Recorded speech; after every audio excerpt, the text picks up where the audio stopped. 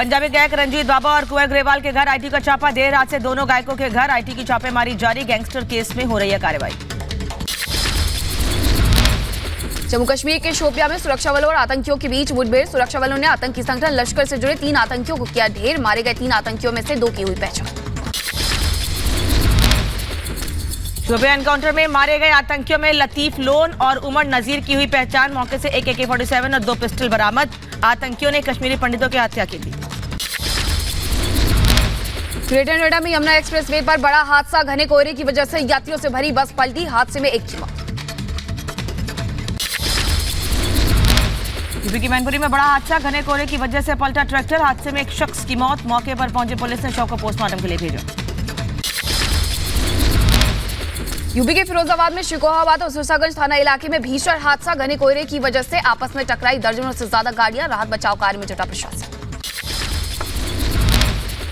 UP के एटा में canter से रोडवेज बस की भीषण टक्कर। 5 से ज्यादा लोग हुए घायल। एटा से दिल्ली जा रही थी बस। घायल यात्रियों का एटा मेडिकल कॉलेज में इलाज जारी।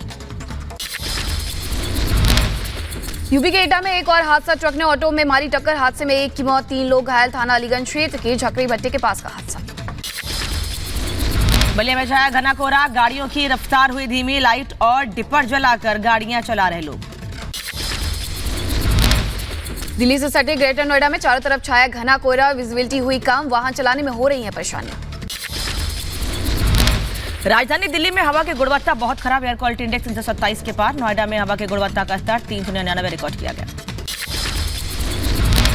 बीजेपी नेता शहजाद पूनावाला ने आप पर फिर कसा तंज। कहा दिल्ली को गैस चैम्बर बना दिया। दिल्ली को सुरक्षित रखने में आप सरकार फेल। रायबरेली में भी कोहरे से बड़ी लोगों की परेशानियां। सड़कों पर छाया सन्नाटा। अलाव का सहारा ले रहे लोग। हरियाणा के गुरुग्राम में नाइट क्लब मालिक और उसकी महिला दोस्त का शव मिलने से मचा हड़कंप। DLF के नाइट क्लब का है पूरा मामला। हत्या की आशंका। नाइट क्लब कर्मचारियों से हो रही है पूछताछ।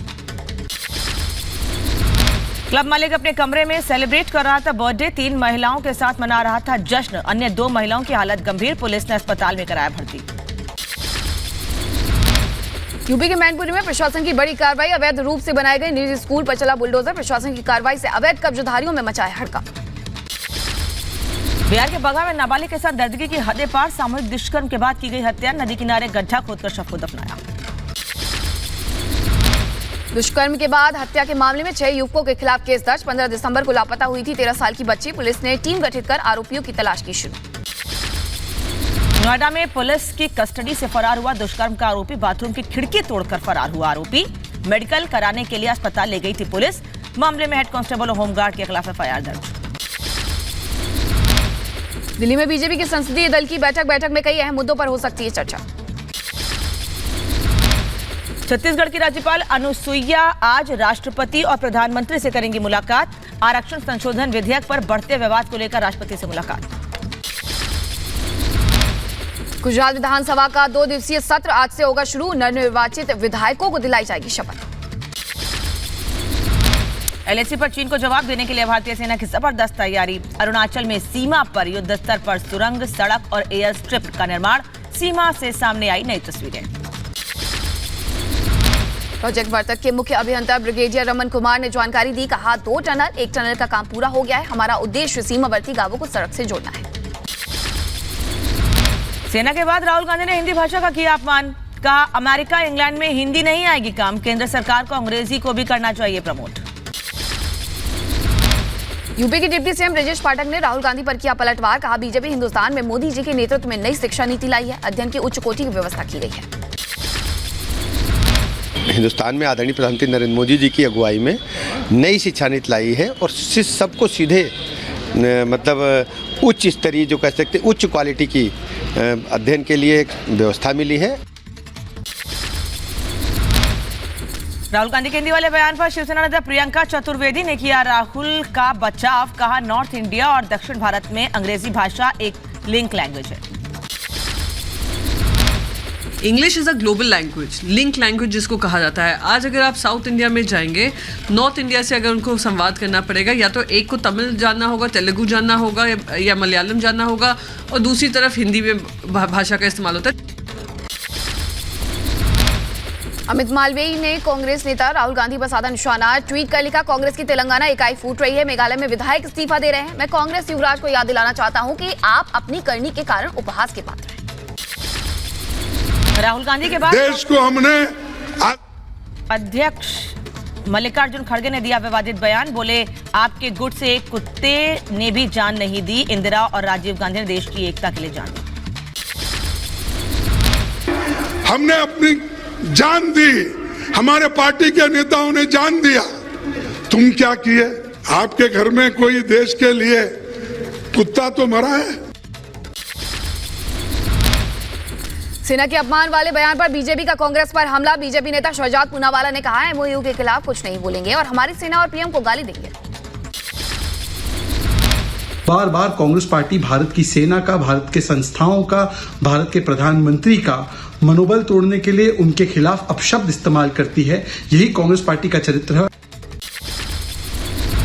तवांग में चीनी सेना से झड़प पर देश में सियासत जारी। एआईएमआईएम अध्यक्ष असदुद्दीन ओवैसी का चीन मामले में सरकार पर गुमराह करने का आरोप। कहा, देश की सेना मजबूत, सरकार कमजोर।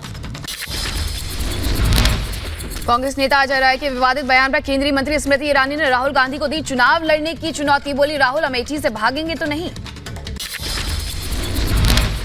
अजय राय के लटके झटके वाले बयान पर संघमित्रा मौर्य का पलटवार। कहा, कांग्रेस को महिलाओं पर अभद्र टिप्पणी करने की आदत है।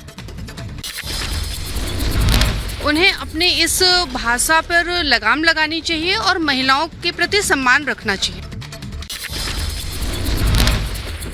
राहुल के अमेठी से चुनाव लड़ने के ऐलान पर दिनेश लाल यादव ने कहा, जनता ने अवसर दिया था लेकिन कुछ नहीं कर पाए, ऐसा बयान नहीं देना चाहिए। एसटी हसन ने कांग्रेस नेता अजय राय पर दी सफाई। बोले, जुबान से स्लिप कर गया होगा, महिलाओं के लिए ऐसी बात नहीं करनी चाहिए। हो सकता है उनकी जबान से स्लिप हो गया, स्लिप ऑफ टंग हो। सीरियसली नहीं कहा होगा उन्होंने, मैं उन्हें जानता हूँ, लेकिन अगर सीरियसली कहा है तो हम इसमें उनके साथ नहीं हैं। बिहार के छपरा शराब कांड में एसआईटी ने अब तक 9 लोगों को किया गिरफ्तार। 17 लोगों से हो रही है पूछताछ।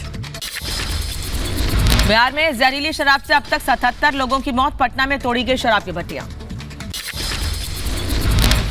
छपरा शराब कांड के बाद अवैध शराब को लेकर ताबड़तोड़ छापेमारी। डोरीगंज थाने की टीम आज जगह जगह नकली शराब के ठिकानों पर मारेगी छापा।